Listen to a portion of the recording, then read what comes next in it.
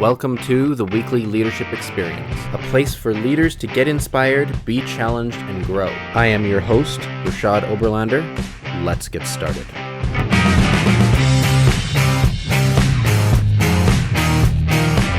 Today's episode of the Weekly Leadership Experience is brought to you by my 7-day Leadership Growth Challenge.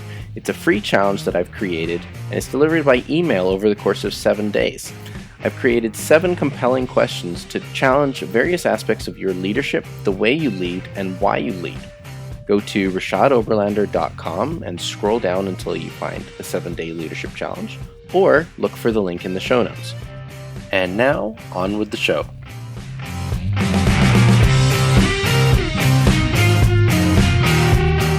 Well, hello, my leader friend, and welcome to this week's show. Today, I want to talk about fear and failure in leadership. And I'm going to start with a quote. "The longer you live, the more you fail. Failure is the mark of a life well lived.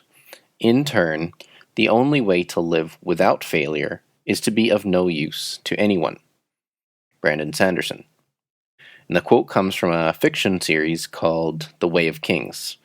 And it's a great read. I read a little bit of fiction here and there amongst my business and leadership books. I've been really enjoying this series, and he starts every chapter with sort of some little quote or excerpt. And when I read that quote, it just smacked me right between the eyes. And it's so good, I'm going to read it to you again. "The longer you live, the more you fail. Failure is the mark of a life well lived. In turn, the only way to live without failure is to be of no use to anyone." Sanderson.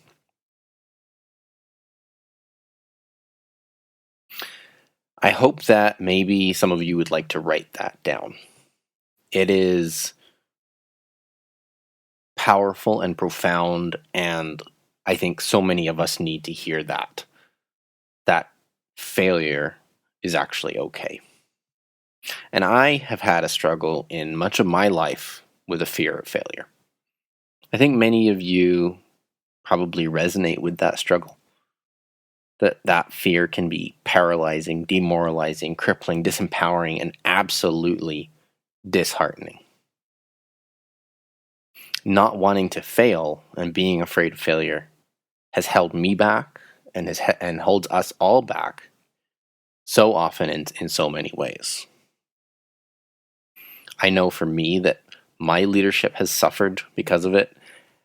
My team has suffered because of it.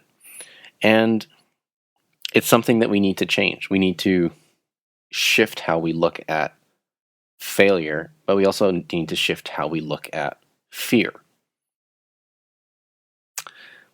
I believe that much of our society idolizes winning, and oftentimes winning at all costs. Don't get me wrong, I'm a very competitive person. I like to win. I like to be number one. But there's a almost unhealthy obsession with it. Like, you have to be number one. You have to win. You have to come out on top. And if our sports teams are winning, we celebrate. We jump on the bandwagon. But if they're losing, if you spend any time on social media, you know what I'm talking about. And we roast these teams, man. We roast the coaches, we roast the players. Everybody's trashing people because they're not winning.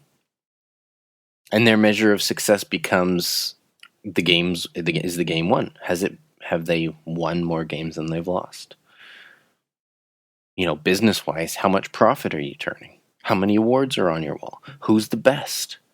And it's all a big competition that someone has to win. And if you don't win, well, you're just another loser who failed. And I think that these are many of the things that play on in the cinema of our mind, that if we're not winning, we are being perceived as a loser.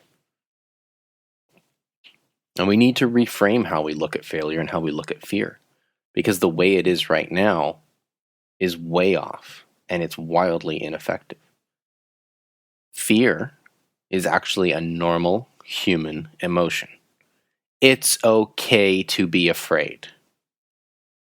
You need fear in certain circumstances to provide the right motivation. And no, I'm not talking about the carrot and stick style of management. Please don't start doing that. That's not okay. Fear, like anger, frustration, joy, and so on, is a feeling. Feelings don't exist on their own, but are driven by your thoughts. So when you experience fear, you have to pause and ask yourself, why do you feel that way? What are the thoughts you're having that cause you to be fearful? So if you verbalize, if you say this, if I say this, I'm afraid of failing. Why? What is it that makes you afraid of failing? And is it failing or is it something else? I'm going to come back to that. Failure is an important teaching tool and actually has a crucial role in our own development and in the development of our teams. Now, in fact, failure is something every parent knows, even if we don't call it failure. Just about any skill a child learns is built upon a foundation of trying, getting it wrong, trying, failing, trying again, before eventually getting it right. There are certain things that you need to control that you don't want them to fail at. For example, getting in the car for the first time with a new driver. Failure is not an ideal circumstance, right? You need to be able to control the failure in a non-fatal environment, right? But it's giving everyone an opportunity to be able to learn and make mistakes and for it to be okay and for it not to be viewed as a fatalistic thing. So our children learn these things. We know that kids have to learn to walk and they fall down, and they learn to walk and they fall down, and they learn to walk and they fall down, and eventually they learn to walk, then they learn to run, and they fall down some more because they're not very coordinated yet. And we go through this cycle, and then our kids, or we turned 18 one day, entered the workforce, and suddenly we are all expected to get it right the first time every time. Really? If you think about it, that's a little bit crazy. Really, it is. And like I mentioned before, there are environments where failure is not an option. Errors can be fatal. And I'm not encouraging the idea that all failure is okay. If you are an airline pilot, there's a very low tolerance for mistakes. If you are a surgeon, there is a very low tolerance for mistakes. And there's plenty of other areas where the room for error is very minimal. And which is why certain professions and certain jobs require extensive training to make sure that you know the job so well that when you are in the real world, those mistakes are less likely to happen. But that isn't what I'm talking about today. When you begin to break it down, failure is probably not the real issue driving your fear. There are other things at play. And for me, some of these factors have been worrying about looking bad to friends and family, losing my income, not being able to provide for my wife and children, or disappointing someone. And this has definitely held me back in some cases from pushing myself or taking on a new challenge. I like to be very challenge driven, and I like to be motivated to try new things, but at the same time there have been moments where being worried about the outcome of possibly failing has definitely held me back. Now, at one point in my career, and this was right before I did take on a new challenge, I had someone ask me what was holding me back. And I said honestly that I was afraid to fail. And I felt that I could be honest with that person, and it was actually a helpful conversation. And telling them that I was afraid to fail, they asked me to define what that would look like. So I described what I felt failing would look like, and it would mean something like, if I tried this new challenge, like I would fail at it, I would lose the income from that, I would disappoint the people that hired me, I would disappoint the people that were relying on me to do well, I would disappoint my family, I would not be able to provide for them. And those are kind of some of the things that I described happening if I was going to fail at this new challenge. And then this person asked me if all those things were things I could control. And of the things I could control, would I allow that to happen? So, some of those things that I was describing certainly were out of my control. For example, disappointment of someone else towards you. You cannot control what someone else thinks of you or how they behave towards you. You cannot control it. So stop trying. The way they feel and the way they act towards you or towards another person is as a result of their own internal dialogue. You can't control that. The way you behave and the things you do and say can have an influence on that, but how they choose to respond is up to them. So, don't go being a jerk, but just realize this, right?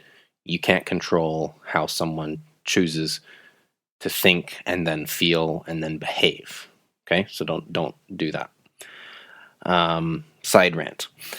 Getting back to what I was saying, what I could control is I could control, even if I did fail at the opportunity, that I could go out and get another job or get another way of making money and still provide for my family. I could control that, right? I can't control some things and I can control other things. So that conversation eliminated a lot of the concerns that I had about failing and has stuck with me for a long, long time, and definitely is in the back of my mind anytime that I'm thinking about taking on something new and I feel that little bit of fear creep up in me. It's like, well, can I control that? Can I not control that? If I can't control it, there's not a lot of point spending a lot of energy on it. If you can't control it, if it happens or doesn't happen, if it's not up to you, then, stop worrying about it, right? If it's something that you can control, if it's something that you can influence, then you do what you can to influence a positive outcome, right? So the point in my story is that I was feeling fearful because of the possible outcomes I had thought of in my mind based on what I thought to be a failure. And mostly these fears were distant, remote possibilities that I had enlarged and exacerbated in my mind. And as I named and realized that my fears were mostly baseless, I was able to take back control, reduce my fear level, and move forward. So this kind of brings me to the point at which we realize that we need to know what failure is. We've decided that fear is a feeling, and failure drives a lot of fear. So what is failure? Very simply, we could say that failure is missing the mark, whatever the mark is.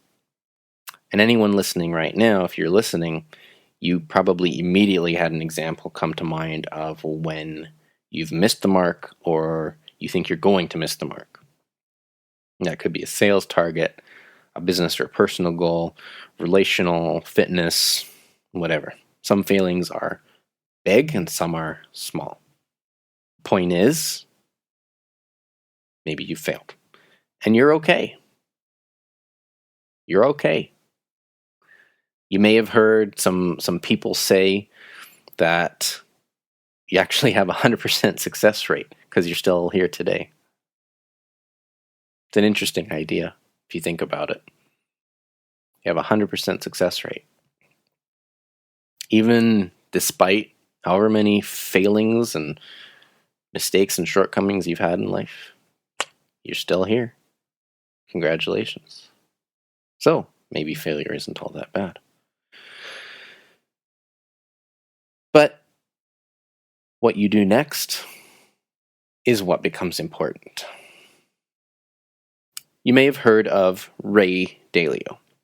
Ray founded Bridgewater Associates and is the world's largest hedge fund.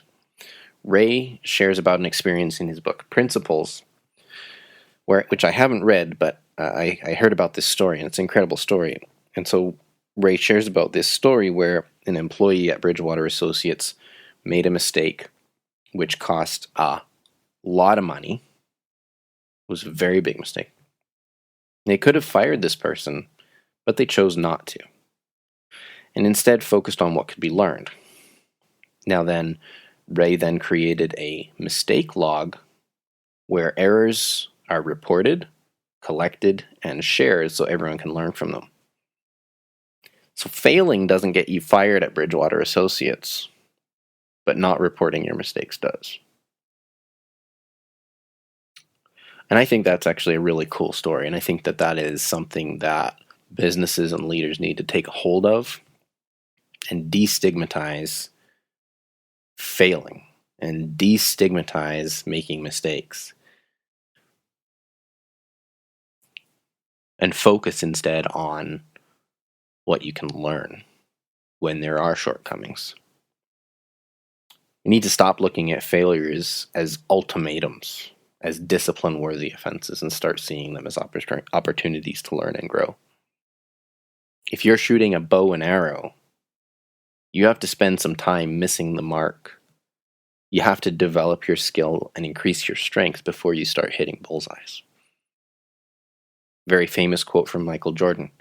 I've missed more than 9,000 shots in my career. I've lost almost 300 games. 26 times I've been trusted to take the game-winning shot and missed. I've failed over and over and over again in my life, and that is why I succeed. So Michael Jordan, just to re-say that, or look at those numbers, 9,000 shots have been missed. Lost almost 300 games, and 26 times has missed the game-winning shot. This is one of the best, most celebrated, most incredible players in basketball of all time. And look at the level of misses that he has experienced. And we need to get over this. We need to get over this idea that failure is bad and is, an ultimatum, an ultimate dead end. So here's what I want you to do. First, I want you to decide what failure looks like for you. You might want to write it down or just verbalize it. Think about that for a minute. Decide if what you're thinking failure looks like. Decide if it's within your control or not. And then choose to do something about what you have power over. The rest, you can't do anything about, so quit worrying about it. Second, decide that failure is really going to be a learning opportunity and embrace it when it happens. It's okay to fail because you get to decide how you respond. Third, if fear is an issue for you, acknowledge how you are feeling. It's okay to be afraid. It might sound goofy, but man, look in the mirror and tell yourself, you know what, Reshad, it's okay to be afraid. It's okay. Remember that fear is a feeling driven by your thoughts. When you feel afraid, stop and ask yourself why. Decide if it's within your control or not, then choose to do something about what you have power over. The rest you can't do anything about, so quit worrying about it. Sounds a lot like the first part. And they are tied together, I believe, quite strongly. Now, something that's just occurring to me, not on the notes that I was preparing, but you know what? Some people might be thinking, you might be thinking this, Reshad, I work somewhere where failure is not viewed in a positive light. Mistakes are not welcome. Errors are, very much frowned upon. Failure is, there is people getting fired or laid off because of failing, et cetera, et cetera. Listen, that comes back to knowing what you can control and what you can't control. If you're part of an environment where failure is not viewed as a learning opportunity, or perhaps they're working towards it but they're not quite there yet, or whatever, you can't control that. It sucks. I've been in places where it's like that, and even small errors are made to be a big deal. But you can't control that. As much as it sucks, as much as it's just demoralizing and depressing, unfortunately, that is something that you can't control. And you have to stop worrying about that. Treat yourself with some love and compassion around mistakes. Work with the system that you've got and the where you're at. And ultimately, if it's a place that that you cannot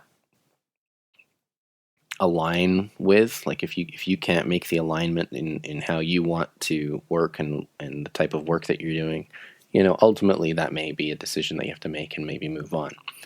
But remember that those three things is decide what failure looks like, decide what you have control over, change what you can, and let go of what you can't. Decide that failure is going to be okay. And if fear is a thing for you, acknowledge it. Remember that it's a feeling. Ask why you're feeling that way. And then move forward. So, I hope that my story, what I've said today, maybe helps you a little bit where you're at. And if you want to share what you're facing, if you would like to talk about it with me, I'd love to hear from you. You can email me at podcast@weeklyleadershipexperience.com. I'd love to hear from you. I'd love to be a sounding board if you need to get some things off your chest and maybe talk a little bit. I look forward to speaking with you again next week. In the meantime, stay awesome.